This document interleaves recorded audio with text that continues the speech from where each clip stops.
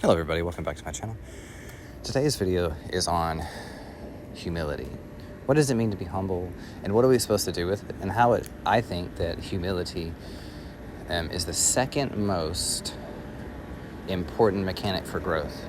And this comes from my days in the MLG back in high school. I was in Halo 2 MLG circuit for about a year and a half.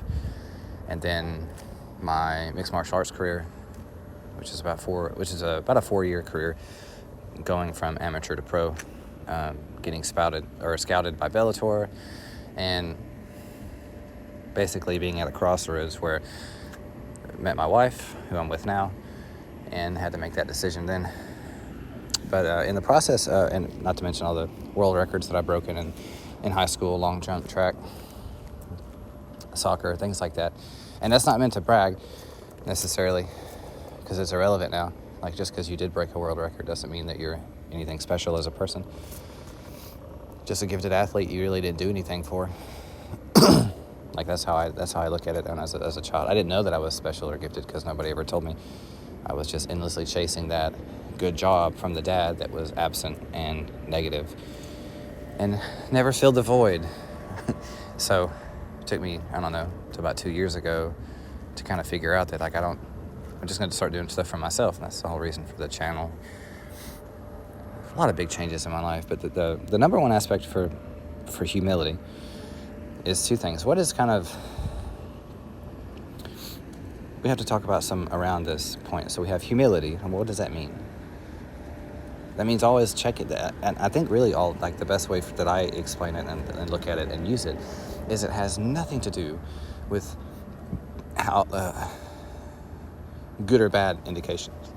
It's realistic, meaning that if you, let's just say if you're a fighter like I was, and you're fighting and you're training, well, in your gym, right, if you're training hard against everybody, you're being honest with yourself and you're really sparring hard against everybody that you fight against, giving 100%, never quitting, never tapping early, not getting hit once and then letting the sparring session end. You're putting in the work, you're putting in the effort. In the process of doing that and putting 100% in, you'll find where you fit in kind of the hierarchy and kind of the rank system of the gym. Humility is nothing more than understanding that if you're the number 10 fighter in your gym, you have a lot of work to go, a lot of work to do to get to number 1. And if you're number 1, then you can say, wow, I'm the best fighter in the gym, which is a dangerous place to be in because humility is much harder to practice when you're at the top. Like I was the big dog. So, in my MMA career, that would have been very kind of detrimental to me if I had just let that, like another person in the gym. I'll give you all that broken nose story for another day, and the worst beatdown that I've ever given somebody for another day. But what happened was, he has one fight. I'll give you the quick answer to this. He has a fight. I'm not gonna give his name. He doesn't train very often. He doesn't think, but he has this deluded self-image of his skills, and without me knowing, they have a fight at some kind of a club or something. He has an MMA fight, and I saw the fight, and it was absolutely terrible, except for like pretty much right at the end where he got him in a tie clinch, and he started throwing knees. And the guy that he was fighting had absolutely no skills. So he had no idea what he was doing. And about the 5th knee caught him very flush right in the chin. Knocked him out cold for like 3 minutes. My coach and this guy come back to the gym like they're world champions, right?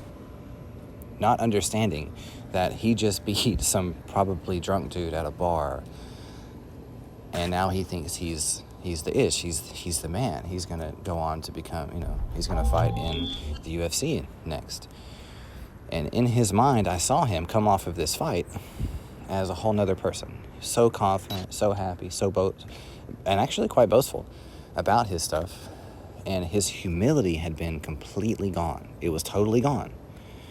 And I remember seeing that, and I was like, anyway, at one side I'm like, man, good for you, because MMA is a pretty violent and rough sport, and anybody that can happen to anybody at any time. So every victory should be truly cherished. But at the same time, you need to really factor. I think one should truly factor in the skill sets of everybody involved, and use that depth of thought to totally understand, analyze, and learn from the experience, especially the losses, but especially the wins too. What did you do? What did you do to win? How did we win? How do we maintain that and progress forward indefinitely?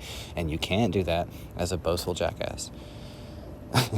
Because your progression naturally stops once you're like, yeah, I messed him up. Did I knock this dude out for 3 minutes straight, bro? He's done. I'm ready for the BBC. I'm ready for the big stage. And that's exactly what he was doing and saying and talking.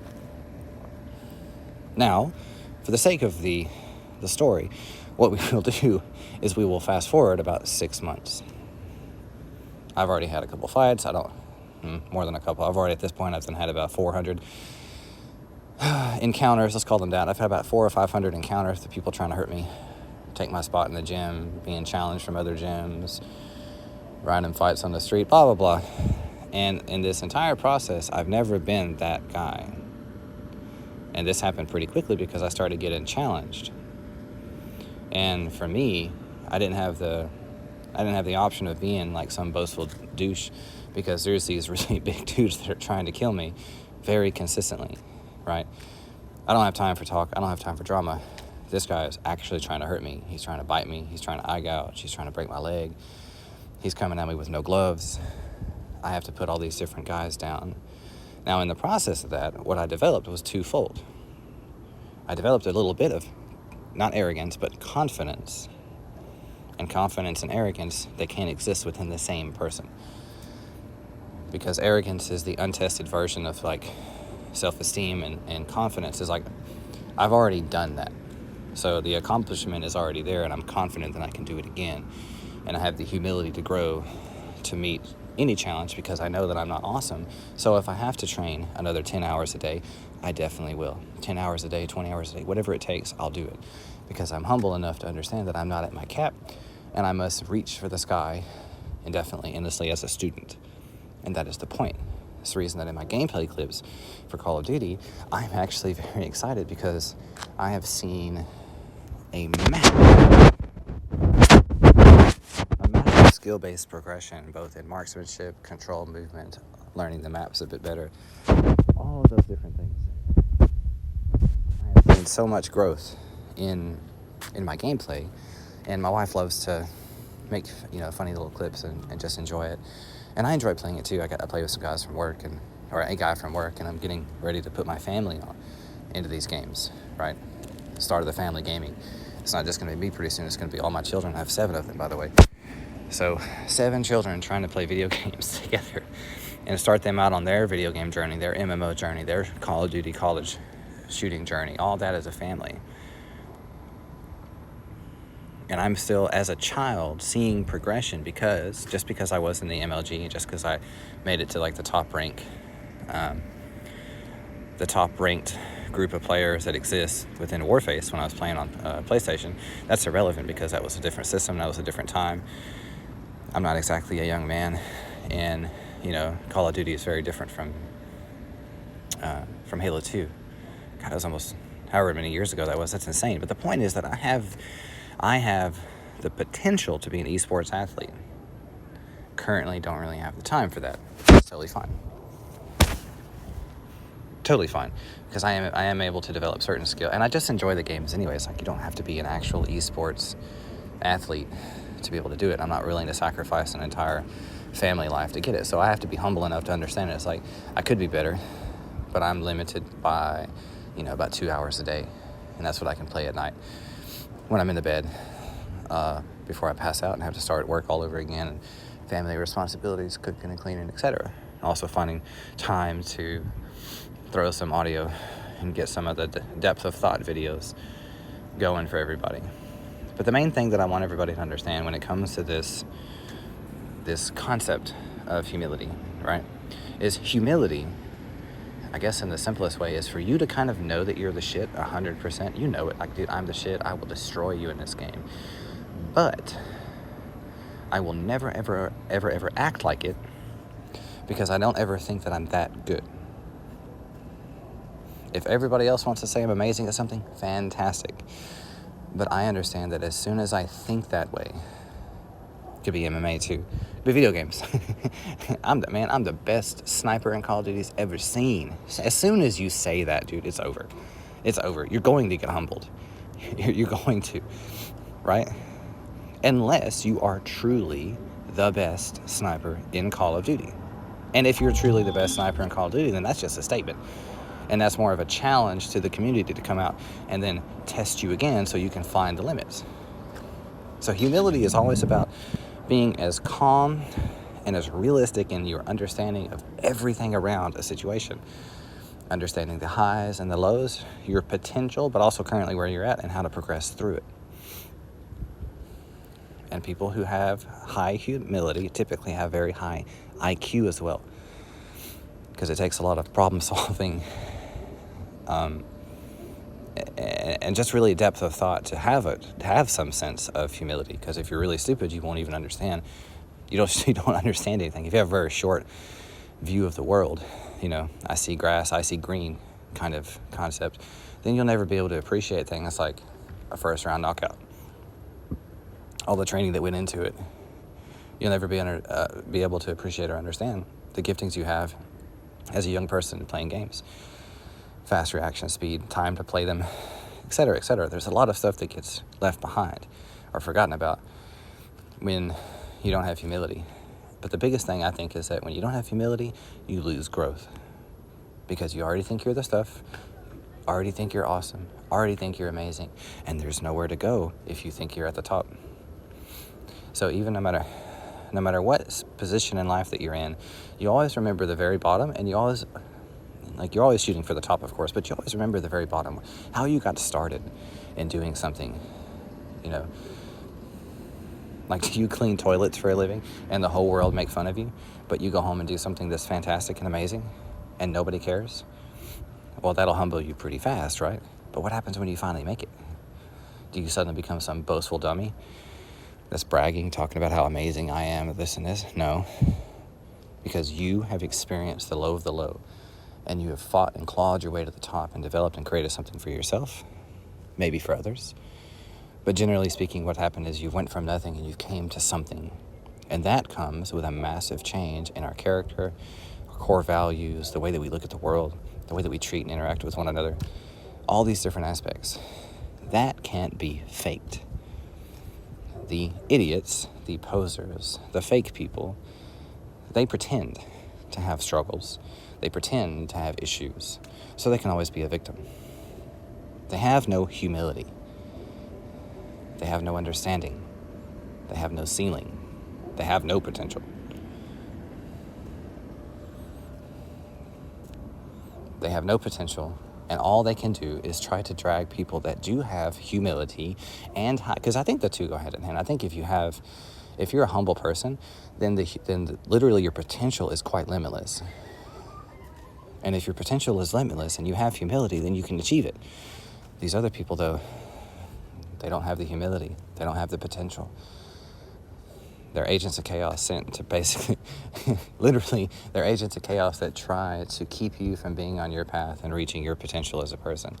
They do that with noise. They do that with drama, just trying to distract you and pull you off the course. And it's challenging, but at some point we have to understand and learn how to let it be noise, not let it affect our spirit. Humbly accept it, because we're not really worth anything more necessarily. Find that perfect, weird balance between I am worth nothing and I'm worth everything. I don't know how to explain that. I guess that's a difficult system to kind of put into place. Like, to kind of actually quantify that for a long-term kind of relationship or something. It's like, I'm worth nothing, but you're not going to talk to me that way. So it's one of those things. It's where humility comes into play, and a constant kind of just kind of evaluating yourself within your current situation and I mainly, because realistically, it's only about competition. That's my whole life's been based on that. And the accomplishments of that competition are the reason that I can walk the streets and work with so much confidence and happiness because the stories and the memories that I have, nobody in my area, nobody in this little farm town has ever experienced anything like what I've been through when it comes to women, when it comes to fighting, when it comes to travel and adventure and excitement. Nobody's done anything. They just get up and go to work and go home, meet each other, maybe on the bars, maybe go to a strip club, get together and meet each other on Sunday church and talk about that new person that moved in, that whatever, you know what I mean? Pretend to praise Jesus while they go and they put down his children in the world. So it's very, very interesting series of thoughts, and I would say that the final thought for this is that humility is basically the path to success, I think, for most situations. Not to mention the fact that it's the only way to truly find out what you're actually capable of achieving, because it's the only thing that keeps you in the right mindset to continue getting stronger. If you pick up that weight and you're finally able to pick it up, you're like, oh, I'm strong enough to lift it now. I have to get stronger, right? Let everybody else talk about how amazing it is, or either talk about how amazing it is or talking about how terrible it is, right? It's irrelevant. It's where you're at, and just don't ever let whatever the opposite of humility is get in the way of you being humble and then driving yourself straight through life, straight to the end of the life, or straight to the end of the line, straight to the finish line, which there is, death is the finish line, but straight to the end of the goals, right? And then once you get there, because you're still humble, you can just continue to progress, and there's no issue because you've already learned the systems from absolute nothing to absolute everything and everything in between. Now it's just an automatic series of systems that we use. That's the reason I'm out here right now in the freezing cold recording this little humility video.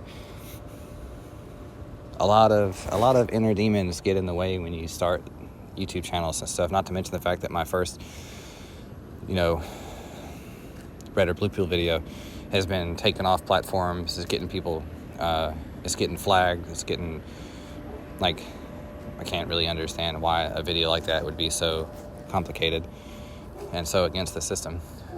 But it's getting shut down on. When I first posted it, 6 or 7 years ago, it went from 0. I'd never posted anything online before, ever. It goes from 0 to 6,000 views in an hour.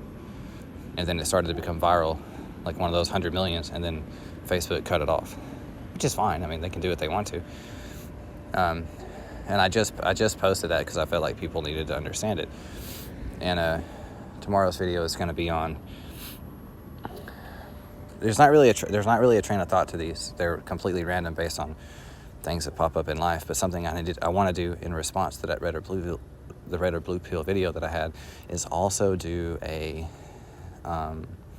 have to post a Why I Respect Satan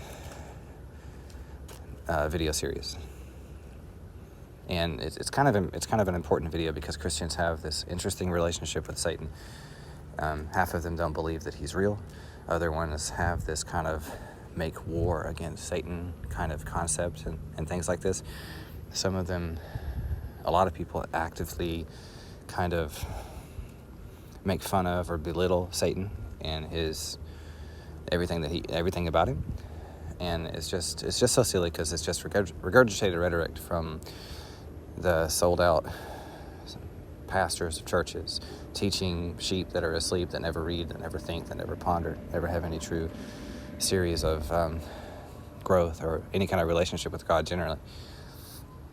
And to pretext this, I'm gonna have to do a video about why I respect Satan and why I'm not gonna say he's not my enemy, but he has his own kingdom and he does what he wants. So a whole video is coming on that next. This is just a video on humility because it's something that I'm struggling with right now. It's very hard not to throw my middle finger up and punch my way out of my job covered in blood and people missing limbs and stuff. So I hope if somebody else is going through this, leave in the comments and maybe we can suffer together. But y'all have a good night. I'm going to keep my video at 20 minutes, and y'all have a good night. Yeah, just comment below if you got some kind of weird humility test going on in your life right now. And thank you guys so much for watching.